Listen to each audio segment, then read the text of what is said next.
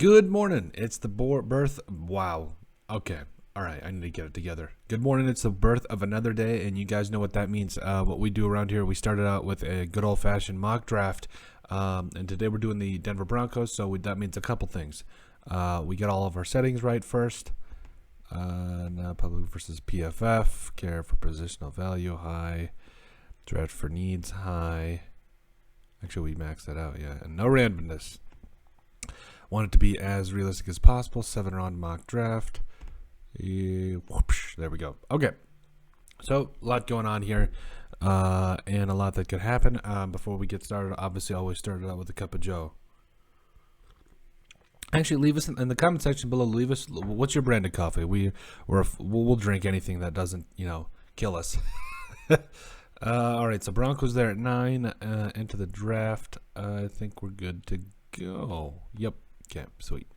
So we'll go ahead and start the draft now. But actually, a little bit of a caveat before we start. We don't, since this is our first Denver Broncos 7-round mock draft, no trading. Just like to see where the board falls. Take a look at where all this could happen for these respective teams. So this is where we'll leave it, and like to see where it happens. So we will not mess with anything, and we'll just let it all play out. So we're gonna go ahead and start the draft here. Here we go. They have 3/3. Wow. Okay. So the Broncos are going to be in kind of a unique situation here because, I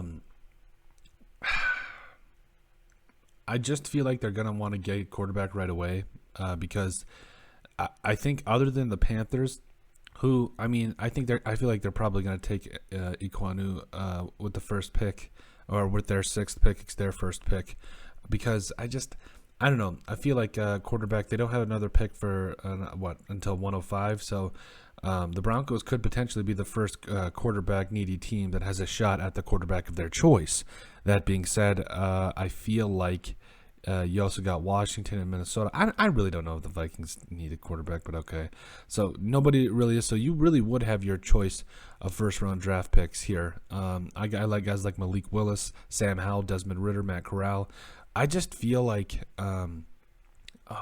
Kenny Pickett, Carson Strong. I just feel like Matt Corral is going to be the guy here. I just have a feeling because, he really exemplifies a lot of the things when you think, I think he looks like, tell me if I'm wrong, but he looks like a Denver Broncos quarterback. Like he really does. So I think, obviously they're going to have their pick of the quarterbacks, whoever they think is highest, obviously at this point. You got, like I said, I like all these guys. Don't know that I would take him at 9, but since, they've got their pick of the litter here, I feel like this is going to be pretty interesting. So, could they trade down from this spot? Potentially, but I doubt it because you're ahead of Washington, you're ahead of Minnesota. And where would you trade down to? Like, what's the sweet spot? You could get any of the Eagles picks if they want anybody. Any of the 3 Eagles first-round draft picks. Good for them. They're gonna turn things around quickly. So yeah, I honestly feel like there's no need to trade around. So I'm gonna go draft Matt Corral here. And the thing about the Broncos is they've got some draft ammo too. You talk about a second. I think that's 3/3. They've got some ammo now. And this edge class is amazing too, by the way. So all right, all the way down to 41. More Joe. Okay, so you got needs at edge, linebacker, corner. Kingsley Enagbare he's a stud. Where do you want to go here? So you are at 41. Who's the best player available? And this is not trying to come out and this is not trying to short play anyone. This is just cut and dry. Who's the best player available? Sky Moore's right there. Okay, he had a really good combine too. Out of everybody here, but the corner's a major position. Kyler Gordon's at 41. Could he drop to 50? I doubt it. 64, not 50. Christian Harris is there. Chad Mumma, you love it. I really would like to get Brian Asamoah's there. Yeah, when he ran a 4.6, he's a good player. I think you go Kingsley Enagbare here. I really do. I just felt like, with what he showed at the combine, and plus, the need for edge. There is good depth, and there's good. This is also a good linebacker depth draft. But do you take Kyler Gordon there at 50? Then That's the question to me, because this corner class is good, but I question its depth a little bit. I really do. I'm not really sure how it all ends up. Yeah, Kingsley Enagbare. I think that's a really good value pick here. Like I said, this edge class is really deep, and they're going to be back in the third round here pretty quick. So I think they'll have a choice at a good corner. They can still decide if they want to get some other help along that edge if they want. I doubt they will, but they've also got. Oh, that's right. Yeah. Okay, yeah, they've also got this second round pick here. So you've got your franchise quarterback potentially. You've got a good edge player in Enagbare. Nick Benito's there. Dang it. Oh, man, that's tough. Okay. Well, if Benito's there at round 2, dang it, that's real rough. So linebacker's also a need. Chad Mama is there. You're also back on the clock at 73 and 96. So I feel like you could go, I don't want to say reach for a corner at this spot, but you could look at what you've got and go after one, because I feel like there's some good corners in this class. Marcus Jones is there. Let's see who else you got. You could get Marcus Jones at 73, who's a BPA right now, cut and dry. Brian Asamoah, if he falls to 64, boom, huge position of need for the Broncos, and getting a really good player to fill it. I love that. Also, by the way, I don't know if Sky Moore falls into the third round. I really don't. This is tough because Carson Strong and Troy Anderson are sitting there, and it's like, come on, that's just mean. Troy Anderson, I could double down if I wanted to. Darian Beavers is there. Let's see. We really need to get a corner here. So, but maybe Marcus Jones falls to 111. I doubt it. But again, this is stick and pick. No trading. Do you double down on linebacker right away with Troy Anderson and a guy like Asamoah? Come on, that's just sick. You love that. Troy Anderson was a stud at the combine. If he falls, I find it hard not to take him. And Carson Strong, I'm sorry, you can go to the Vikings. There you go. Went to the Vikings. And it's not like the Broncos can't do anything in free agency with as far as corner. There's some good corners out there, but Marcus Jones went. That's fine. I'll live with that, because I'm not going to force a pick here. You got Jojo Damon here. He's interesting because he played a lot of different things at Nebraska. He really did. Linebacker, corner. Let's see here. Kellen Dyche is there. Neil Farrell Jr. is there. I like me some Jojo Damon, though. That you talk about versatility and everything you want in a player. Yeah, I think you go with that. And so now you've got a lot of your major needs filled, and I think you're at a point here with the Broncos. You don't need to reach. You don't need to do anything weird. You can just honestly see where the board falls for you. So you got Kellen Dyche, which, you don't really need any depth at line, but it never hurts. He's going to be a good tackle, I feel like. Could you potentially double down on quarterback here? Doubt it. Cordell Flott's there.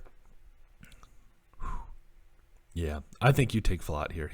I think at this value in the fourth round, I think Flott is going to be a very good player in the NFL. I really do. And it's not like the Broncos need anything else. They've got some of the most weapons in the entire NFL. They got a lot going for them. So defensively, I think we could look at some more edge players here, potentially look at some other corners. But overall, I like how this draft is shaping out. It's the first one for the Broncos this year. So Neil Farrell Jr., he's down. He fell. I like Neil Farrell Jr. I really do. Neil Farrell, excuse me. Can't talk today. Let's see here. 143. Like I said, this edge class is deep. Let's see. Demarco Jackson's there. Oh, I love me some Demarco Jackson. What do you have, like 20 tackles for loss for Appalachian State this last year? Oh, that's tough for me to say no to. In fact, I won't. I like Demarco Jackson here. At the very least, a guy like that's going to bring you that kind of help. Again, I just feel like there's a lot of corners that I feel like the Broncos are they could potentially send a corner free agency. We'll see about that, though. We'll see. Let's see here. Edge. Okay. Is that on Wuzuriki? I I try to always Jesse Lucchetta. I like Jesse Lucchetta. I really do. Jaden Peavy, Josh Rivas, Adam Anderson. Okay, Jeffrey Gunter at 171. Can we get it? Best player available. That's what we got to look at this. Listen, I know the Broncos don't necessarily have a need at center here, but Luke Fortner isn't just a center. I take Luke Fortner here. I really do. Because Luke Fortner plays, I think he can play a lot more than center. I've said it this entire offseason. I think he can play a lot of different things. And again, this is our first mock draft for the Broncos. I think they could do it. If they don't, here's the thing. If they don't solve the corner issue, I think they do need some more corners. I just don't know if they're going to do it in free agency or the draft. But if they do want to get more corners, I think they've got a lot of ammo to be able to trade up and down to get the guys they want. Because this is a good corner class, but it's not a deep one. So could you potentially see them move up from 9, maybe get a guy like Sauce Gardner? Potentially. Let's see here. Okay. Son Haskins. So we've got a lot of our major needs here. And this is one of those things where you can just have fun in the 7th round or 6th and 7th round. Son Haskins. James Mitchell. Jason Poe. I love me some Jason Poe. He's been a guy I've mocked a lot. Let's mix it up though. Oh, Nate Landman. Okay. Nate Landman's there. C.J. Verdell. Yeah. I think this is a good. I like C.J. Verdell. That might be a little bit of a reach at 207. I think you could probably get him in the 7th round, but I really like C.J. Verdell though. I really do. Another player I think I could see the Broncos going after is Kobe Bryant. Not. All love and respect up for Kobe, but no, the corner from Cincinnati, I think he's going to be a really good player. Did Kevin Austin, did he fall to the? Oh no, different. I thought it was I think I'm losing. I'm losing my mind right now because it was the first wide receiver that ran the 40. He ran like a 4.3 and I was like, there's no way he falls that far. Anyway, back to the subject at hand here. Kennedy Brooks, Eric Gray. Trey Sterling. What do we want to do here? I don't think you'd quadruple down on linebacker here. Let's see. Lucas Kroll. I like me some Lucas Kroll, though. If this is how the board falls, I go Kennedy Brooks here. I know you don't need him, but I mean, let's be honest, the future with Melvin Gordon is somewhat up in the air. Like it kind of is. Even though was it Devontae Williams that I really liked? Yeah. There's a little bit of a question in my mind what happens next. So I mean Kennedy Brooks in the 7th round, that's kind of a steal in my mind. I'm just saying. All right, here we go. Preparing results. All right. So you get a little bit of a recap here. Matt Corral here at 9. Again, I just think he is going to be the pick here. It really is the pick of whoever they want at quarterback because the thing is, none of these guys stand out. Like, none of these guys, I don't, in my mind, other than Malik Willis, but I think he'll probably be gone by the time they pick, to be honest with you. Either the Lions or the Panthers, I think they could honestly shock a lot of people and take him. That was kind of one of the reasons I mocked Matt Corral to the Broncos here, but overall, I just think Matt Corral looks like a guy he's going to be a Broncos quarterback. He really is. Getting Kingsley Onagbari here in the 2nd round, that's a steal. That is an absolute steal. And then the bigger steal is getting Brian Asamoah in the 2nd here, last pick of the 2nd round. But then Troy Anderson, I mean, the man played everything at Montana State. Running back, quarterback, punter, everything, did it all. Like getting JoJo Damon here. I think he played a little bit of everything, corner, linebacker, safety, all that jazz. You love that. Cordell Flott, I got him at 107 here. I think you're going to find a guy that either contributes right away or does a lot for you. Demarco Jackson, I felt like is a very underrated linebacker in this class. It's actually kind of a deep linebacker class. It really is. A guy that had over, 20 tackles for loss last year. Over 5 sacks for Appalachian State, so I think that's a really good pickup there. And then Luke Fortner, people are probably going to give me some crap for that one. I don't care. Luke Fortner, I felt like he was Did I mess up there? Maybe I did. I thought. Yeah, I doubled down on running back. Wow. Wow, nice job, Colton. Luke Fortner there, back to the subject at hand, though. I feel like Luke Fortner is going to be one of those guys that he can play anything, and he doesn't necessarily just play center. I think he plays a lot of different things here. And then we doubled down on running back on totally on accident. Listen, though, C.J. Verdell might not make a lot of sense here in the 6th round. I think I'm still recovering from my coffee intake here, but Kennedy Brooks in the 7th round, I'll stand by that decision all day long. I really will. Now, doubling down C.J. Verdell there, I'm not sure. You probably could have gone a couple of different avenues, double down on edge or on corner. But listen, I stand by the Brooks pick. I really do. Verdell again. That one's up in the air for me because you get that late in the draft. You're just looking for guys that are either going to contribute on special teams or have a lot of value that have fallen that far. And this. There's a lot of different things that could happen. So I don't necessarily agree with my Verdell pick there, but it is what it is at this point overall. But if this is how the draft falls, I think the Broncos are pretty elated. You got a lot of edge help, but you got a lot of linebacker help, some corner help too.